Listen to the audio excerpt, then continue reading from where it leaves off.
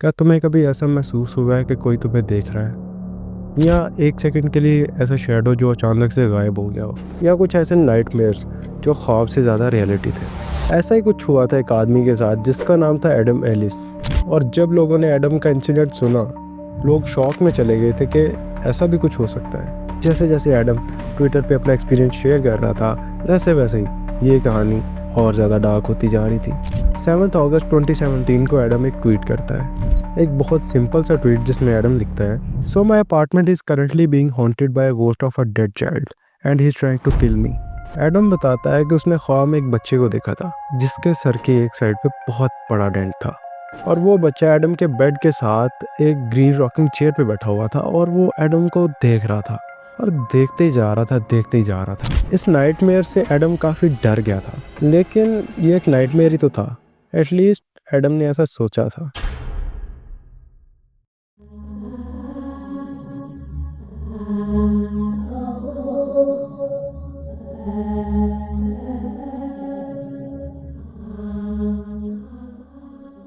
कुछ दिन इसी तरह गुजरते हैं और एडम को कुछ दिन बाद एक और ख्वाब आता है। उस ख्वाब में एडम को एक छोटी सी लड़की दिखाई देती है। वो छोटी सी बच्ची एडम के पास आती है और पूछती है कि you have scene David right. Adam काफ़ी हैरानी से पूछता है कि कौन, लेकिन वो छोटी लड़की कहती है कि dear David, you have seen him right. और फिर वो लड़की कहती है कि डेविड मर चुका है और वो लोगों को सिर्फ मिड लाइफ में नज़र आता है, और तुम मुझसे 2 क्वेश्चंस कर सकते हो अगर तुम क्वेश्चन करने से पहले उसे डियर डेविड बोलो तो, और अगर तुम तीसरा क्वेश्चन करोगे तो वो तुम्हें मार देगा। अब एक ही चीज़ के बारे में 2 ख्वाब देखना काफ़ी वियर्ड था, लेकिन इसके बाद काफ़ी टाइम तक एडम को कोई ख्वाब नहीं आता और एडम भी इस सब के बारे में भूलने लगता है। फिर एक रात डेविड दोबारा से एडम के ख्वाब में आता है और उसी चेयर पर बैठा होता है जिस चेयर पे एडम ने उसे पहली बार देखा था। इस दफ़ा एडम ने थोड़ी हिम्मत करके उससे क्वेश्चन किया। In the dream I say, "Dear David, how did you die?" He mumbles, "An accident in a store." I say, "Dear David, what happened in the store?" He groans, "A shelf was pushed on my head." गलती से Adam third question भी गिरता है, who push the shelf. और इस दफ़ा David कोई जवाब नहीं देता और अचानक से गायब हो जाता है। अब उस शेल्फ का डेविड के सर पे गिरने का मतलब था कि जो डेविड के सर पे डेंट था वो शेल्फ के गिरने की वजह से आया था, और उसी वजह से डेविड की मौत हुई थी। फिर कुछ दिन गुजरते हैं और एडम के जो ऊपर वाला अपार्टमेंट था वो रेंट के लिए खाली हो जाता है, और एडम ने सोचा कि ये एक बड़ा अपार्टमेंट है और शायद इसमें मूव होने की वजह से डेविड उसका पीछा छोड़ दे। 2-3 महीने तक डेविड का नामो निशान भी नहीं था, और ऐसे ही लग रहा था कि अपार्टमेंट चेंज करने की वजह से डेविड शायद एडम का पीछा छोड़ चुका है। अनटिल एडम एक और ट्वीट करता है जिसमें वो बताता है कि उसकी कैट्स के साथ कुछ वियर्ड चीज़ हो रही है। एडम बताता है कि पिछले कुछ दिनों से एग्जैक्टली रात के 12 बजे उसकी कैट्स उसके अपार्टमेंट के फ्रंट डोर पर जाकर बैठ जाती हैं और ऐसे बिहेव करती हैं जैसे डोर की दूसरी साइड पे कोई है, और ऐसा 1-2 बार नहीं बल्कि हर रात होने लगा।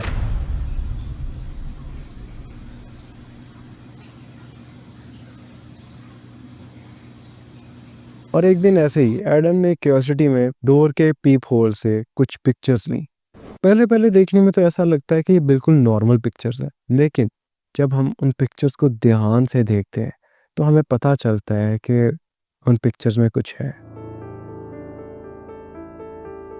एडम ने इसका कोई रिजल्ट नहीं निकाला और उसने कहा ये तो कुछ भी हो सकता है, कुछ ऐसा ज़रूरी नहीं कि इसके साथ कोई चीज़ लिंक की हो, लेकिन कैट्स का अपार्टमेंट के फ्रंट डोर पर खड़े हो जाना काफ़ी वियर्ड था। ऐसे ही कुछ दिन गुजर गए और एक दिन एडम ट्वीट करता है कि उसने एक पोलराइड कैमरा खरीदा है।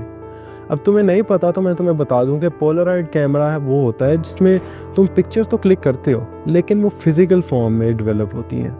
और जब भी एडम इस कैमरा से कोई फ़ोटो क्लिक करता है तो एक बहुत अजीब सी चीज़ हो रही है। लाइक जब तुम कोई नया कैमरा लेते हो या नया फ़ोन लेते हो तो तुम रैंडमली फ़ोटोज़ लेते हो ताकि तुम्हें उस कैमरे की क्वालिटी का पता चले। इसी तरह जब एडम ने फ़ोटोज़ क्लिक करना शुरू की तो उसको एक बहुत वियर्ड चीज़ पता चलती है कि जब भी वो किसी चीज़ की पिक्चर लेता तो वो परफेक्टली नॉर्मल होती थी, लेकिन जब भी वो हॉलवे में जाके पिक्चर क्लिक करता था तो वो पिच ब्लैक डेवलप होती थी। और अगर तुम्हें मेरी बात की समझ नहीं आ रही तो शायद ये वीडियो देख के तुम्हें समझ आ जाए। Okay, here's my living room.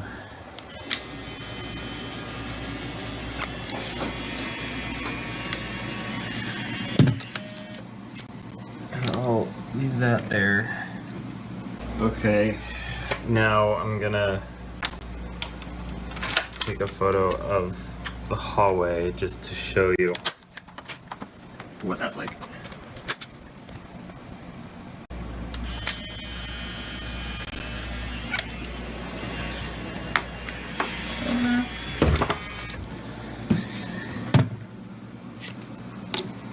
And as you can see, the first one has already developed.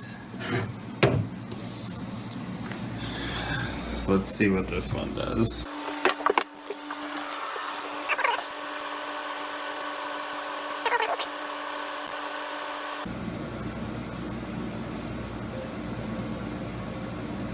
So I don't know. शायद तुम्हें लग रहा हो कि ये कैमरा का भी तो फॉल्ट हो सकता है। यही सेम चीज़ एडम को भी लगी थी और एडम ने पिछली सारी फ़ोटो फिल्म्स को ख़त्म करके नई वाली फ़ोटो फिल्म्स लगाई थी और फिर भी रिजल्ट्स सेम ही थे। ये कुछ ऐसा ही था कि जैसे कोई चीज़ उसके कैमरा के लेंस को कवर कर रही है या उसकी पिक्चर में आना नहीं चाह रही। ऐसे ही कुछ दिन गुजरते गए और अजीब अजीब सी एक्टिविटीज़ होती रहती थी। एक दिन ऐसा हुआ कि जब एडम सो रहा था तो उसको ऐसे महसूस हुआ कि उसकी छत पे किसी ने कोई भारी चीज़ फेंकी है। एडम के छत पे कोई रहता ही नहीं था। एडम टॉप फ्लोर पे रहता था। इनकी वियर्ड एक्टिविटी से तंग आकर एडम ने घर से बाहर रहना शुरू कर दिया। कभी वो वेकेशंस पे चला जाता था, कभी वो अपने पेरेंट्स के घर चला जाता था। जब एडम घर नहीं होता था तो अपनी कैट्स को मॉनिटर करने के लिए उसने कुछ नैनी कैम्स लगा दिए ताकि उसको पता चलता रहे कि उसकी कैट्स ठीक है या नहीं। जब भी वो नैनी कैम्स कोई मोशन वगैरह डिटेक्ट करते तो एडम को एक नोटिफिकेशन चला जाता था। और एक दिन जब एडम अपने अपार्टमेंट में नहीं था तो नैनी कैम्स ने कुछ ऐसा रिकॉर्ड किया।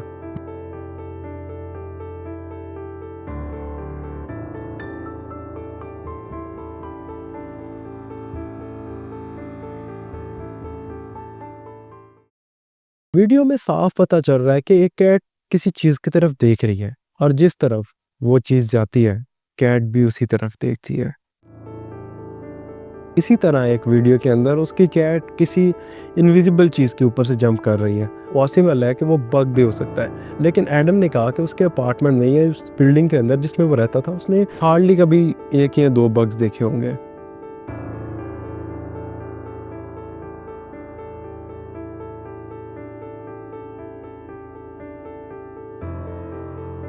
ये बहुत वियर्ड चीज़ थी, लेकिन इससे भी वियर्ड चीज़ थी कि एडम जब एक दफ़ा घर पे नहीं था तो उसको एक नोटिफिकेशन आता है और जब वो नोटिफिकेशन देखता है तो वही ग्रीन चेयर जिस पे उसने डेविड को पहली बार देखा था अपने आप मूव कर रही होती है।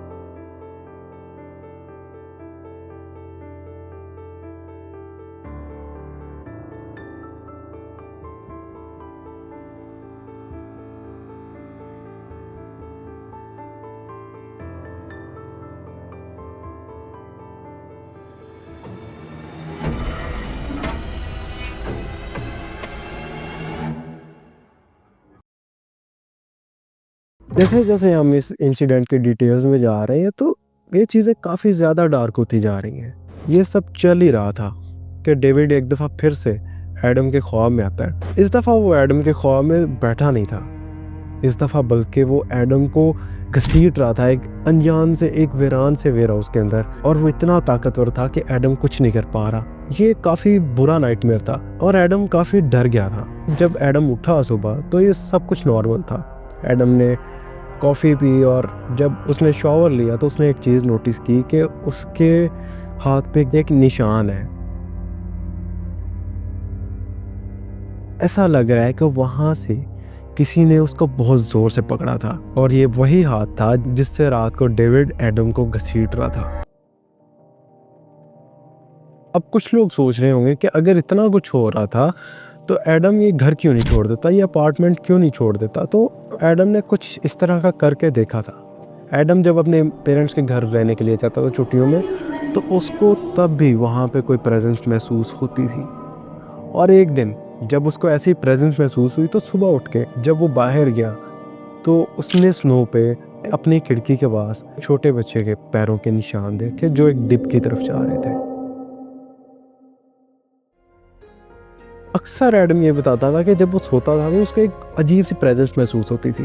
तो उसने मोशन डिटेक्टिंग कैमरास लगा दिए थे अपने बेडरूम के अंदर और काफ़ी टाइम तक तो सब कुछ नॉर्मल था, कुछ ऐसा डिटेक्ट नहीं हुआ। लेकिन एक दिन उन मोशन कैमरास ने कुछ डिटेक्ट किया। इन पिक्चर्स के अंदर साफ दिखाई दे रहा है कि डेविड एडम के बेड के बिल्कुल पास खड़ा है। इस वाक़े के बाद एडम ने ट्वीट करना बंद कर दिए।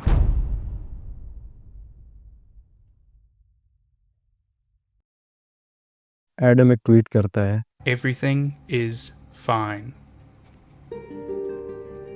Please don't worry about me. I'm okay, and everything will be like it was before. For everyone asking if I'm alive, I'm doing okay. It's been pretty quiet around here lately, and I've been trying to focus on work. Of course, I'll keep you updated if anything strange happens, but for now, I'm staying busy with drawing and other projects. And that's kind of it.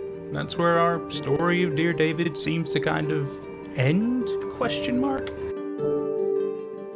Adam का ये tweet काफ़ी लोगों को हजम नहीं हुआ और उन्होंने कहना शुरू कर दिया कि finally Adam has been taken over by David. और उनकी बात कई हद तक जस्टिफाइड भी है कि आप अगर इतनी इंटेंस सिचुएशन में गायब हो जाओ और आप आते ही कहो कि कुछ भी नहीं है, सब कुछ बेहतर हो रहा है, तो कुछ वियर्ड तो फील होगा। काफ़ी लोग इस चीज़ को एक होक्स भी मानते हैं और काफ़ी लोग इसको रियल भी मानते हैं। अगर मेरा पॉइंट ऑफ व्यू देखो तो ये एक मेड अप स्टोरी भी हो सकती है। अगर ये मेड अप स्टोरी थी भी तो ये एक ऐसी मेड अप स्टोरी थी जिसने लोगों के अंदर डर की लहर पैदा कर दी थी। और आज तक लोग इस चीज़ को गेस करने में लगे हैं कि आखिर डेविड चाहता क्या था और एडम के साथ आखिर हुआ क्या। और अगर तुम इसी तरह की और वीडियो देखना चाहते हो तो तुम मेरे चैनल को सब्सक्राइब कर सकते हो।